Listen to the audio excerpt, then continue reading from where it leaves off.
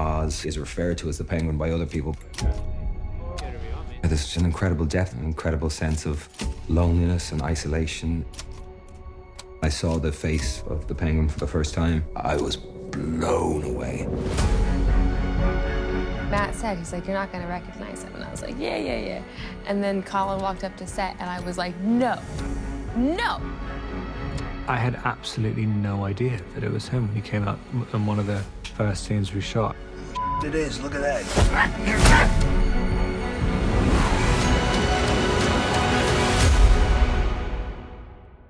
Mike Marino designed the Penguin, spent weeks in his studio. Hi, I'm Mike Marino, and I am the prosthetic makeup designer. I'm Mike Fontaine, and I do special effects makeup, prosthetic makeup, particularly Colin Farrell as the Penguin.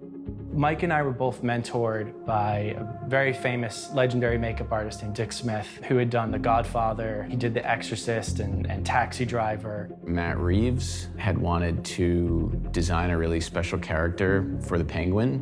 What was interesting to me about this version of the character was that he was not yet the Kingpin. And he's kind of this mixture of someone who people make fun of to a degree, but actually it turns out that under all of that, he's a volcano. Hey, vengeance! We're big fans of hyper-realism. The makeup's very realistic, but also has a magical or surreal element. Our sensibilities really lined up very strongly with what Matt's vision was for the film, which is to create these kind of extreme characters. He wanted something that was a little pathetic and a little sympathetic, so he was referencing Fredo from The Godfather. And I had some ideas of some older gangsters. That's good. It's pretty clever. We start off with a life cast of Colin Farrell, which is a plaster cast. Then I take clay and I sculpt what I want it to look like. He had a bust of me, and he carved it and went back to it the next day and carved it more, and he created this absolutely complete character. And I sculpted to a very high level with all the detail in it, the nose and cheeks and the neck. We're very much designing three-dimensionally how it's going to move, where the edges should go, thinking very much about how it's going to function in the film.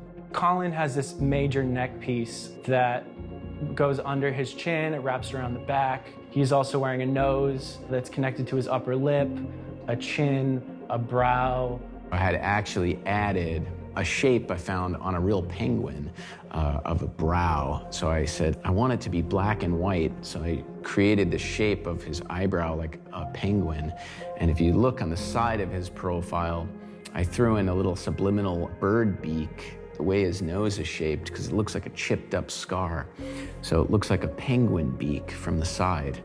And then it's just developed into this strange mob kind of character.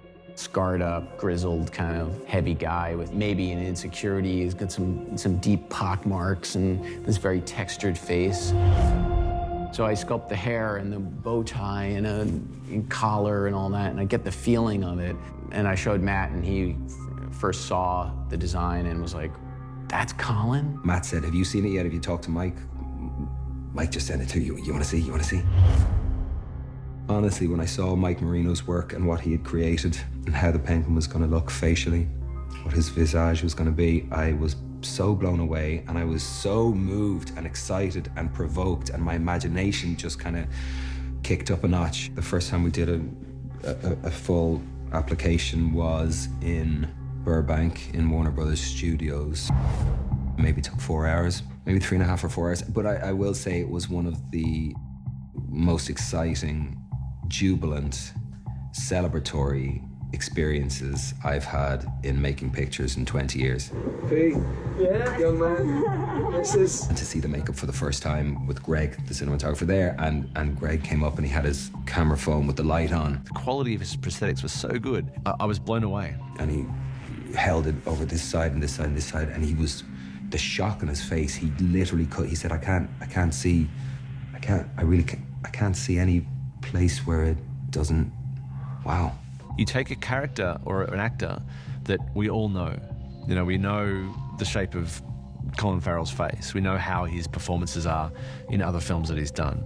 but his eyes are so piercing and so clear that he's got this kind of paradox that goes on where he's got the face of somebody that feels like somebody who's been through a lot, but his eyes are sharp. Oz is aware of what he looks like and certain physical attributes or certain potentially physical handicaps he may have, including a fairly noticeable jerk in his gait as a result of something going on with his right leg, shall we say. He wears the hardship of the life that he's lived up until this point. Colin is just about as great as an actor could possibly be. He really understands how to use the makeup, and Colin just became the character. It almost overcame him. I'm Oz. And it wasn't until that transformation happened that we saw Colin really inhabit the character that Matt wrote. And I remember that Colin surprised us with an iPhone video footage of when it was the first showing of that. Where are you from? Where I'm from. What the where I'm from? Some of your business. Want to know things about me? Why don't you send me a little email? I'll write you back real quick. Where do you live? Where do you live, actually? I can hand deliver a letter to you. I can hand deliver a letter to you. The more pieces go on, the more his voice subtly starts to change, and he starts to become aware of his features and using them in the mirror. It just started pouring out. He was having so much fun in it. Good. Good. It was the first time I've ever did a full face makeup and had the opportunity to inhabit that, and I'm utterly grateful to Mike and his team and to Matt for having the moxie to push this as far as I feel we've pushed it, you know? You know my reputation. I do. Do you? It's always nice to be in a scene with someone you can see they're really enjoying it as well, just really feeling the look of the character. Colin was able to really bring that character to life with his movements, the way he walked, the way he spoke. And I was taking care of giving it, I suppose, animating it, giving it motion and giving it voice. And it's definite. I mean, there's not, like, no penguin has been like that before. And that was the great gift that Mike Marino's talent has given me on this film. It's nothing short of creative genius. When we finished shooting, I had this a very emotional thing because I was like, I kind of got to know Oz, and I was very close to Oz because Colin as Oz is this character, and I thought, I'm not going to see you the same way anymore. He really did become somebody else entirely. You want to say something to the camera? You want me to say to the camera? I don't know. What do you want to say? You want to Show? want to confess? Come see your tickets. You pay for this performance. Careful. I give so much praise to those folks for creating what they've created.